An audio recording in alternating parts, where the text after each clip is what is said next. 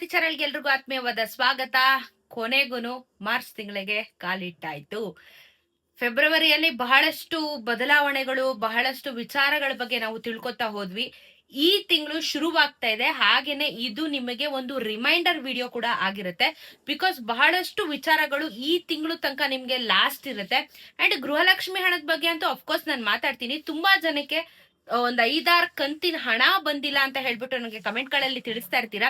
ಇಂಥವ್ರು ಏನ್ ಮಾಡ್ಬೇಕು, ಎಲ್ಲಿಗೆ ಹೋದ್ರೆ ನಿಮ್ಗೆ ಹಣ ಸಿಗುತ್ತೆ, ಎಲ್ಲದ್ರ ಬಗ್ಗೆನೂ ವಿಡಿಯೋದಲ್ಲಿ ನಾನು ನಿಮ್ಗೆ ತಿಳಿಸ್ಕೊಟ್ಬಿಡ್ತೀನಿ. ಪ್ಲೀಸ್ ವಿಡಿಯೋನ ಕಂಪ್ಲೀಟ್ ಆಗಿ ಸ್ಕಿಪ್ ಮಾಡ್ದಿರ ಹಾಗೆ ವಾಚ್ ಮಾಡಿ. ಹಾಗೆ ದಯವಿಟ್ಟು ಚಾನೆಲ್ ನ ಸಬ್ಸ್ಕ್ರೈಬ್ ಮಾಡ್ಕೊಳ್ಳೋದನ್ನ ಮರಿಬೇಡಿ. ಈಗ ಗೃಹಲಕ್ಷ್ಮಿ ಹಣದ ಬಗ್ಗೆ ಫಸ್ಟ್ ಮಾತಾಡ್ಬೇಡ, ಆಮೇಲೆ ಕೆಲವೊಂದಷ್ಟು ರಿಮೈಂಡರ್ ಗಳನ್ನ ಕೊಡಕ್ಕಿದೆ, ಅದ್ರ ಬಗ್ಗೆನೂ ನಾನು ಮಾತಾಡ್ತಾ ಹೋಗ್ತೇನೆ ನಿಮ್ಗೆ. ಸೊ ಏನು ಅಂತ ಅಂದ್ರೆ, ಈಗ ಗೃಹಲಕ್ಷ್ಮಿದು ನಿಮ್ಗೆ ಗೊತ್ತಿರೋ ಹಾಗೆ 26ನೇ ಕಂತಿನ ಹಣ ರಿಲೀಸ್ ಆಗಿದೆ, ಬರ್ತಾ ಇದೆ. ಅಂಡ್ ಇವಾಗ ನಾನು ನಿಮ್ಗೆ ಹೇಳ್ದೆ ಲಾಸ್ಟ್ ಮಂತ್ ರಿಲೀಸ್ ಆಗಿರೋದು. ಆಕ್ಚುಲಿ ಅದು ಫೆಬ್ರವರಿ ರಿಲೀಸ್ ಆಗಿದ್ದು. ಮಾರ್ಚ್ ತಿಂಗಳಲ್ಲೂ ನಿಮಗೆ ಫಸ್ಟ್ 2 ವೀಕ್ಸ್ ಒಳಗಡೆ ಯಾರ್ಯಾರಿಗೆ ಪೆಂಡಿಂಗ್ ಇದೆ ಅದು ನಿಮ್ಮ ಖಾತೆಗಳಿಗೆ ಜಮಾ ಆಗತ್ತೆ. ಟೆನ್ಷನ್ ಆಗ್ಬೇಡಿ ಅಂತ ಕೂಡ ನಾನು ಬಹಳಷ್ಟು ಸತಿ ನಿಮ್ಗೆ ಇದ್ರ ಬಗ್ಗೆ ನಾನು ವಿಚಾರಗಳನ್ನ ತಿಳಿಸ್ತಾನೆ ಬಂದಿದ್ದೀನಿ ನಿಮ್ಗೆ. ಸೊ ಈ ಮಾರ್ಚ್ ತಿಂಗಳು ಇವಾಗ ಶುರುವಾಗಿದೆ. ಸೊ ಇನ್ನ 2 ವೀಕ್ಸ್ ಒಳಗಡೆ ಯಾವ ಯಾವ ಜಿಲ್ಲೆಗಳಿಗೆ 26ನೇ ಕಂತಿನ ಹಣ ಪೆಂಡಿಂಗ್ ಇದೆ ಅಥವಾ ಯಾರ್ಯಾರಿಗೆ ಬಂದಿಲ್ಲ, ನಿಮ್ಗೆ ಈ ವಾರ ಮುಂದಿನ ವಾರದೊಳಗಡೆ ಕಂಪ್ಲೀಟ್ ಆಗಿ ಅಮೌಂಟ್ ಬರುತ್ತೆ. ಓಕೆನಾ? ನೀವು ಟೆನ್ಷನ್ ಮಾಡ್ಕೋಬೇಡಿ, ಅಮೌಂಟ್ ಬರುತ್ತೆ. ಸ್ಯಾಟರ್ಡೆ ಸಂಡೇ ಕನ್ಸಿಡರ್ ಮಾಡ್ಬೇಡ್ರಿ. ವೀಕೆಂಡ್ ಬಿಟ್ಟು ವೀಕ್ ಡೇಸ್ ನ ಮಾತ್ರ ಕನ್ಸಿಡರ್ ಮಾಡ್ಕೊಂಡು ನೀವು ಆರಾಮಾಗಿ ರಿಲ್ಯಾಕ್ಸ್ ಆಗಿರಿ. ಬರುತ್ತೆ. ಯಾಕಂದ್ರೆ ನಾನು ಇವಾಗ ಕಮೆಂಟ್ ಗಳನ್ನ ತೆಗೆದ್ರು ನನ್ಗೆ ಏನಿಲ್ಲ ಅಂದ್ರೆ ಒಂದು 20 ಕಮೆಂಟ್ ಗಳಿರುತ್ತೆ, ಬಂದಿದೆ ಬಂದಿದೆ ಬಂದಿದೆ ಅಂತ ಹೇಳ್ಬಿಟ್ಟು. ಸೊ ಬಂದಿಲ್ಲ ಅಂತ ಹೇಳ್ತಾ ಇರೋರ ಸಂಖ್ಯೆ ತುಂಬಾ ಕಡಿಮೆ ಆಗ್ತಾ ಇದೆ, ಬಿಕಾಸ್ ಎಲ್ಲರಿಗೂ ಜಮಾ ಆಗ್ತಾ ಇರೋ ಕಾರಣದಿಂದ. ಸೊ ಈಗ ಗೃಹಲಕ್ಷ್ಮಿ ಹಣ ಅಂತೂ ಬರ್ತಾ ಇದೆ. ಆದ್ರೆ ಈಗ 27ನೇ ಕಂತಿನ ಹಣ ಯಾವಾಗ ಬರಬಹುದು ಅಂತ ನೀವು ಪ್ರಶ್ನೆ ಮಾಡಬಹುದು. ಅಂಡ್ ತುಂಬಾ ಜನ 27 ಯಾವಾಗ ಬರುತ್ತೆ ಅಂತ ಕೂಡ ಕೇಳ್ತೀರಾ ನನಗೆ. 27 ಈ ತಿಂಗಳು ಎಂಡಿಗೆ ರಿಲೀಸ್ ಮಾಡುವಂತ ಸಾಧ್ಯತೆಗಳು ಇದೆ, ಬಟ್ ಅದು ಗ್ಯಾರಂಟಿ ಇಲ್ಲ. 27th ಈ ತಿಂಗಳು ಎಂಡಿಗೆ ನಮಗೆ 27ನೇ ಕಂತಿನ ಹಣ, ಡೇಟ್ ಅಲ್ಲ, 27ನೇ ಕಂತಿನ ಹಣ ಈ ಮಂತ್ ಎಂಡಿಗೆ ರಿಲೀಸ್ ಮಾಡುವಂತ ಸಾಧ್ಯತೆ ಇದೆ. ನೋಡೋಣ. ಯಾಕಂದ್ರೆ ಈ ತಿಂಗಳು ನಮ್ಗಿನ ಯುಗಾದಿ ಇದೆ, ಎಲ್ಲ ಈಗ ರಂಜಾನ್ ಬರ್ತಾ ಇದೆ. ಈ ತಿಂಗಳಲ್ಲಿ ಹಬ್ಬ ಬ್ಯಾಕ್ ಟು ಬ್ಯಾಕ್ ಹಬ್ಬಗಳಿದೆ. ಹೋಲಿ ಬರ್ತಾ ಇದೆ, ಎಲ್ಲಾ ರೀತಿಯ ಎಲ್ಲರಿಗೂ ಹಬ್ಬಗಳಿದಾವೆ ಈ ತಿಂಗಳು. ಸೊ ನೋಡೋಣ ಏನ್ ಮಾಡ್ತಾರೆ ಅಂತ ಹೇಳ್ಬಿಟ್ಟು. ಸೊ ಹಬ್ಬಕ್ಕಾದ್ರೂ ಕೊಡ್ತಾರಾ, ರಿಲೀಸ್ ಮಾಡ್ತಾರಾ ಯುಗಾದಿ ಹಬ್ಬಕ್ಕೆ ಅಂತ ನಾವು ಕಾದ್ ನೋಡೋಣ. 27 ಅಂತೂ ಮಂತ್ ಎಂಡಿಗೆ ಕಾಯೋಣ. ಬಟ್ ಸದ್ಯಕ್ಕಂತೂ ಅದ್ರ ಬಗ್ಗೆ ಅಪ್ಡೇಟ್ ಇಲ್ಲ. ಅದೇ ಎಕ್ಸ್ಪೆಕ್ಟೆಡ್ ಮಂತ್ ಎಂಡು ಅಂತ ಇದೆ. ಇನ್ನು ಅಫಿಷಿಯಲ್ ಆಗಿ ನೋಟಿಫಿಕೇಶನ್ ಆಗ್ಲಿ, ಅಫಿಷಿಯಲ್ ಆಗಿ ಅನೌನ್ಸ್ಮೆಂಟ್ ಆಗ್ಲಿ ಮಾಡ್ಲಿಲ್ಲ. ಒಟ್ಟಲ್ಲಿ 26 ಏನಿದೆ ಅದು ನಿಮಗೆ ಈ ಒಂದು 2 ವೀಕ್ಸ್ ಒಳಗಡೆ ಕ್ಲಿಯರೆನ್ಸ್ ಸಿಗುತ್ತೆ. ಅಂಡ್ ಇಲ್ಲಿ ಇನ್ನೊಂದು ಇಂಪಾರ್ಟೆಂಟ್ ವಿಚಾರನ ನಾನು ನಿಮಗೆ ಲಾಸ್ಟ್ ವಿಡಿಯೋದಲ್ಲಿ ತಿಳಿಸಿದೆ. ಸತ್ತೋಗಿರೋರ್ ಖಾತೆಗಳಿಗೆ ತುಂಬಾ ಹಣ ಹೋಗಿದೆ, ಇದನ್ನೆಲ್ಲ ರಿಕವರಿ ಮಾಡ್ತಾ ಇದ್ದಾರೆ, ಅದು ಇದು ಅಂತೆಲ್ಲ ನಾನು ಇನ್ಫಾರ್ಮೇಶನ್ ನಿಮಗೆ ಕೊಟ್ಟಿದ್ದೀನಿ. ಅದರಿಂದ ಬಹಳ ವಿಚಾರಗಳನ್ನ ತಿಳ್ಕೊಂಡಿರ್ತೀರಾ ಅಂತ ಅನ್ಕೋತೀನಿ ನಾನು. ಸೊ ಇದರ ಜೊತೆಗೆ ನನ್ಗೆ ಹೈಯೆಸ್ಟ್ ಕಮೆಂಟ್ ಆಗಿರ್ಬೋದು ಅಥವಾ ನೀವು ಕೇಳುವಂತ ಪ್ರಶ್ನೆಗಳ ಏನು ಅಂತ ಅಂದ್ರೆ, ನನಗೆ ಒಂದ್ 5-6 ಕಂತಿನ ಹಣದಿಂದ ನನಗೆ ಬಂದಿಲ್ಲ, ನಾವ್ ಏನ್ ಮಾಡಬೇಕು, ನಮ್ಗೆ ಗೃಹಲಕ್ಷ್ಮಿ ಹಣ ಕ್ಯಾನ್ಸಲ್ ಆಗಿದ್ಯಾ. ಕೆಲವ್ರಿಗಂತೂ ರೇಷನ್ ಕಾರ್ಡ್ ಕ್ಯಾನ್ಸಲ್ ಆಗಿರಲ್ಲ, ಆದ್ರೂ ಇವ್ರಿಗೆ ಗೃಹಲಕ್ಷ್ಮಿ ಹಣನೇ ಬರ್ತಾ ಇರಲ್ಲ. ಸೊ ಈ ರೀತಿ ಸಮಸ್ಯೆಗಳಿಗೆ ಸಿಗಾಕೊಂಡಿರ್ತಾರೆ. ಕೆಲವ್ರದ್ದು ರೇಷನ್ ಕಾರ್ಡ್ ಕ್ಯಾನ್ಸಲ್ ಆಗಿರುತ್ತೆ, ಆದ್ರೆ ಅವರು ನೋಡ್ಕೊಂಡಿರಲ್ಲ. ಈ ಸಮಸ್ಯೆನೂ ಇದೆ ಇಲ್ಲಿ. ಸೊ ಎಲ್ಲಾರ್ದು ಒಬ್ರೊಬ್ರದ್ದು ಒಂದೊಂದು ರೀತಿಯಾಗಿರುವಂತ ಪ್ರಾಬ್ಲಮ್ಸ್ಗಳು ಇಲ್ಲಿ ಇದಾವೆ. ಸೊ ಒಂದೊಂದಾಗಿ ನಾವು ವಿಚಾರನ ಮಾತಾಡ್ಕೊಂತ ಬಂದ್ರೆ, ಒಂದು ಫಾರ್ ಎಕ್ಸಾಂಪಲ್ ಒಂದು 5 ಕಂತಿನ ಹಣದಿಂದ ನಿಮ್ಗೆ ಬಂದಿಲ್ಲ ಅಂತ ಇಟ್ಕೊಳ್ಳೋಣ. ಕರೆಂಟ್ಲಿ 25, 26 ಓಡ್ತಾ ಇದೆ. ಲಾಸ್ಟ್ ಮಂತ್ ಇಂದ ಇದು ಜಮಾ ಆಗ್ತಾ ಇರುವಂತದ್ದು. 26, 25, 24, 23, 21, 19ರಿಂದ ಯಾರಿಗ್ ಬಂದಿಲ್ಲ ಹೇಳ್ತಿರೋದು 19ನೇ ಕಂತಿನಿಂದಾನೇ ತೊಂದರೆ ಆಗಿದ್ದು. ಒಂದು ರೇಷನ್ ಕಾರ್ಡ್ ಕ್ಯಾನ್ಸಲೇಷನ್ ಶುರುವಾಯ್ತು, ಇದಾದ್ಮೇಲೆ GST ಪೇರ್ ಅಂತ ಡಿವೈಡ್ ಮಾಡಿದ್ರು. ಸೊ ಅಲ್ಲಿಂದ ಶುರುವಾಗಿದಂತ ಸಮಸ್ಯೆ, ಅಲ್ಲಿಂದ ಯಾರಿಗ್ ಹಣ ಬಂದಿಲ್ಲ. ಅದ್ರಲ್ಲೂ ನಮ್ಮ ರೇಷನ್ ಕಾರ್ಡ್ಗಳು ಕ್ಯಾನ್ಸಲ್ ಆಗಿಲ್ಲ, ಆದ್ರೂ ನಮ್ಗೆ ಗೃಹಲಕ್ಷ್ಮಿ ಹಣ ಬರ್ತಾ ಇಲ್ಲ ಅಂತ ಯಾರಾದ್ರು ಕಂಪ್ಲೇಂಟ್ ಮಾಡ್ತಿದ್ರೆ ದಯವಿಟ್ಟು ತಾಲೂಕ್ ಆಫೀಸಿಗೆ ಭೇಟಿ ನೀಡಿ. ದಯವಿಟ್ಟು ತಾಲೂಕ್ ಆಫೀಸಿಗೆ ಭೇಟಿ ನೀಡಿ. ಇಲ್ಲಾಂದ್ರೆ 181 ಇದು ನಿಮ್ಗೆ ಟೋಲ್ ಫ್ರೀ ನಂಬರ್ ಇರುತ್ತೆ, ಇದಕ್ಕೆ ಕಾಲ್ ಮಾಡಬಹುದು. 24x7 ನಿಮ್ಗೆ ಅವ್ರು ಉತ್ತರ ಕೊಡ್ತಾರೆ, ಹೆಲ್ಪ್ ಮಾಡ್ತಾರೆ.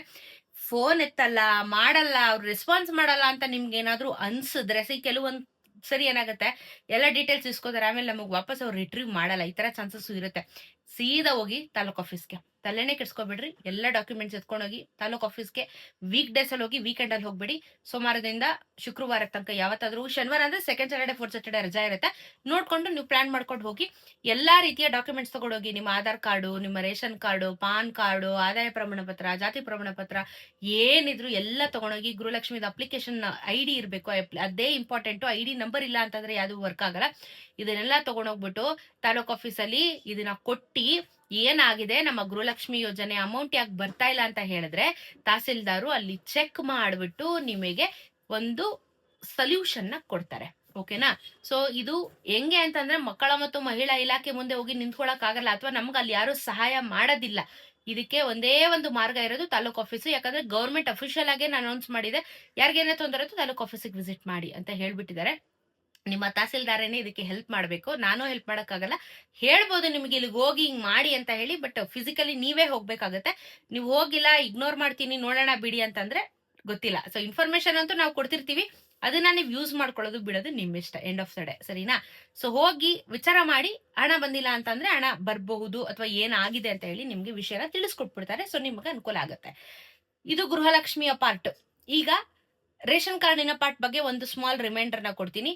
ಈ ತಿಂಗಳು KYC ತಿದ್ದುಪಡಿ ಮಾಡಿಸ್ಕೊಳ್ಳೋದಕ್ಕೆ ಕಾಲಾವಕಾಶ ಲಾಸ್ಟ್. ಈ ಮಾರ್ಚ್ ಎಂಡ್ ವರ್ಗು ನಿಮ್ಗೆ ಕಾಲಾವಕಾಶ ಇತ್ತು.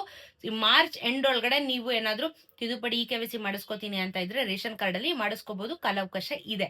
ಇದಾದ್ಮೇಲೆ ಅದನ್ನ ಎಕ್ಸ್ಟೆಂಡ್ ಮಾಡ್ತಾರೋ ಮಾಡಲ್ವೋ ಅಂತ ನನಗೆ ಗೊತ್ತಿಲ್ಲ. ಸದ್ಯಕ್ಕಂತೂ ಮಾರ್ಚ್ ವರ್ಗು ಲಾಸ್ಟ್ ಡೇಟ್ ಕೊಟ್ಟಿದ್ದಾರೆ, ಯುಟಿಲೈಸ್ ಮಾಡ್ಕೊಳ್ಳಿ. ಇದಾದ್ಮೇಲೆ ಏನು ಈ ಶ್ರಮ ಕಾರ್ಡ್ ಇದ್ದವರು ಮತ್ತೆ ಹೆಲ್ತ್ ಎಮರ್ಜೆನ್ಸಿಸ್ ಇರೋರ್ಗೂ ಅಷ್ಟೇ ರೇಷನ್ ಕಾರ್ಡ್ ಅಪ್ಲಿಕೇಶನ್ ಹಾಕ್ಬೇಕು ಅಂತಿದ್ರೆ ಅದನ್ನು ಈ ತಿಂಗಳು ಲಾಸ್ಟ್ ಆಗುತ್ತೆ. ಸೊ ನೋಡ್ಕೊಂಡು ಮಾಡ್ಕೊಳ್ಳಿ. ಮತ್ತೆ ಆಧಾರ್ ಕಾರ್ಡ್ ನಿಮಗೆ 10 ವರ್ಷಕ್ಕಿಂತ ಹಳೆ ಕಾರ್ಡ್ಗಳು ಯಾರ್ಯಾರ್ದೆಲ್ಲ ಇದೆ ಅದನ್ನ ಅಪ್ಡೇಟ್ ಮಾಡಿ ಅಂತ ಹೇಳಿ ತುಂಬಾ ಟೈಮ್ ಇಂದ ಅಪ್ಡೇಟ್ಸ್ ನ ಕೇಳ್ತಾನೆ ಇದಾರೆ. ಅದನ್ನು ಅಪ್ಡೇಟ್ ಮಾಡಿಸ್ಕೊಳಕ್ಕೆ ಈ ತಿಂಗಳು ಲಾಸ್ಟ್ ಡೇಟು ನಿಮಗೆ. ಸೊ ಆಧಾರ್ ವೆಬ್ಸೈಟಿಗೆ ಹೋಗ್ಬಿಟ್ಟು ನೀವು ಅಪ್ಡೇಟ್ ಮಾಡ್ಕೋಬೇಕಾಗತ್ತೆ. ಅದ್ರ ಬಗ್ಗೆ ನಾನು ಸಾಕಷ್ಟು ಸಾರಿ ವಿಡಿಯೋ ಮಾಡಿದ್ದೀನಿ, ಸಾಕಷ್ಟು ಬಾರಿ ನಿಮ್ಗೆ ಎಕ್ಸ್ಪ್ಲನೇಷನ್ ನ ಕೊಟ್ಟಿದ್ದೀನಿ ನಾನು.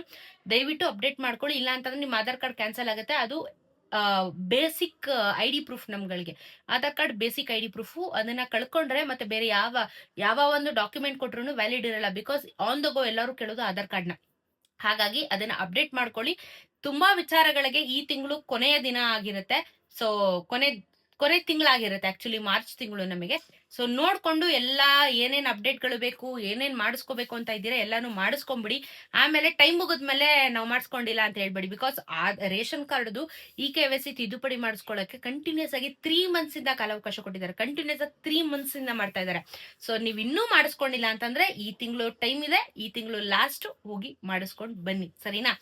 ಏನೇ ಡೌಟ್ ಗಳಿದ್ರು ನಂಗೆ ಕಮೆಂಟ್ ಅಲ್ಲಿ ತಿಳಿಸಿ, ಅದಕ್ಕೆ ಉತ್ತರ ಕೊಡ್ತಾನೆ ಇರ್ತೀನಿ. ನಾನು ಎವ್ರಿ ಟೈಮ್ ಕಮೆಂಟ್ ಗಳನ್ನ ಓದ್ತಾ ಇರ್ತೀನಿ. ಅಲ್ಲಿ ನಾನು ರೆಸ್ಪಾನ್ಸ್ ಮಾಡದೇ ಇರ್ಬೋದು, ಬಟ್ ಆ ಕಮೆಂಟ್ ಗಳಿಗೆಲ್ಲ ನಾನು ಈ ವಿಡಿಯೋಸ್ ಮುಖಾಂತರ ಉತ್ತರ ಕೊಡ್ತಾ ಇರ್ತೀನಿ. ಅದರಲ್ಲೂ ತುಂಬಾ ಎಮರ್ಜೆನ್ಸಿ ಇರೋರು ಅಥವಾ ತುಂಬಾ ಏನಾದ್ರು ರಿಕ್ವೆಸ್ಟ್ ಮಾಡ್ಕೋತಾ ಇರೋರು, ಅವ್ರಿಗೆ ಏನಾದ್ರು ತೊಂದರೆ ಇದೆ ಅಂತ ಅಂದಾಗ ಅವ್ರಿಗೆ ನಾನು ಇಮಿಡಿಯೇಟ್ ಆಗಿ ರೆಸ್ಪಾನ್ಸ್ ಕೂಡ ಮಾಡಿರ್ತೀನಿ ಕೆಲವೊಂದ್ಸರಿ. ಸೊ ನಾನು ನಿಮ್ಮ ಕಮೆಂಟ್ಸ್ ಗಳಿಗೆ ಉತ್ತರ ಕೊಡುವಂತ ವಿಡಿಯೋಸ್ ಕೂಡ ಆಗಿರುತ್ತೆ ಮುಂದಿನ ದಿನಗಳಲ್ಲಿ, ಯಾವಾಗಾದ್ರೂ ಕೊಡ್ತಾ ಇರ್ತೀನಿ ನಾನು. ಸೊ ನೋಡ್ಕೊಳ್ಳಿ, ನಿಮ್ಗೆ ಏನೇ ಡೌಟ್ಸ್ ಇದ್ರು ಕಮೆಂಟ್ ಅಲ್ಲಿ ತಿಳಿಸಿ, ಅದಕ್ಕೆ ಉತ್ತರ ಕೊಡ್ತೀನಿ. ಅದ್ರ ಬಗ್ಗೆ ನಾನು ನಿಮ್ಗೆ ಕಂಪ್ಲೀಟ್ಲಿ ಎಕ್ಸ್ಪ್ಲೈನ್ ಮಾಡ್ತಾ ಇರ್ತೀನಿ. ಸೊ ಇವಾಗ ಗೃಹಲಕ್ಷ್ಮಿ ಮತ್ತೆ ಆ ರೇಷನ್ ಕಾರ್ಡಿನ ಬಗ್ಗೆ ಸ್ವಲ್ಪ ಕ್ಲಾರಿಟಿ ಸಿಕ್ಕಿದೆ ಅಂತ ಭಾವಿಸ್ತೀನಿ. ಸೊ ಮಾರ್ಚ್ ತಿಂಗಳಿಗೆ ಕಾಲಿಟ್ಟಿದೀವಿ. ಅಂಡ್ ಬಜೆಟ್ ಕೂಡ ನಡೀತಾ ಇದೆ. ಇನ್ನೊಂದು ವಿಚಾರ, ಕರ್ನಾಟಕ ಬಜೆಟ್ ಕೂಡ ನಡೆಯುತ್ತೆ ಈ ತಿಂಗಳು. ಸ್ಟೇಟ್ ಬಜೆಟ್ ನಡಿಬೇಕು. ಸೆಂಟ್ರಲ್ ಬಜೆಟ್ ನಾವೆಲ್ಲ ನೋಡಿದ್ವಿ. ಸ್ಟೇಟ್ ಬಜೆಟ್ ಅಲ್ಲಿ ಏನ್ ಬದಲಾವಣೆ ಆಗುತ್ತೆ ಅಂತ ಹೇಳಿ ನಾನು ಅದನ್ನು ಅಪ್ಡೇಟ್ ಮಾಡ್ತೀನಿ. ಈ ತಿಂಗಳು ಬಜೆಟ್ ನಡೆಯುತ್ತೆ. ಸೊ ಏನ್ ಬದಲಾವಣೆ ಆಗುತ್ತೆ, ಯಾವ್ದ್ರ ಮೇಲೆ ಏರಿಕೆ, ಅದ್ರ ಮೇಲೆ ಇಳಿಕೆ ಎಲ್ಲಾನು ಮ್ಯಾಟರ್ ಆಗುತ್ತೆ. ನಾನು ಅದ್ರ ಬಗ್ಗೆ ಅಪ್ಡೇಟ್ ಮಾಡ್ತಾ ಹೋಗ್ತೀನಿ. ಓಕೆನಾ? ಚಾನೆಲ್ ಸಬ್ಸ್ಕ್ರೈಬ್ ಮಾಡ್ಕೊಂಡು ವಿಡಿಯೋಸ್ನ ಇದೇ ರೀತಿ ನೋಡ್ತಾ ಇರಿ. ಸಿಗೋಣ ಇನ್ನೊಂದಷ್ಟು ವಿಡಿಯೋಲಿ. ನಮಸ್ಕಾರ.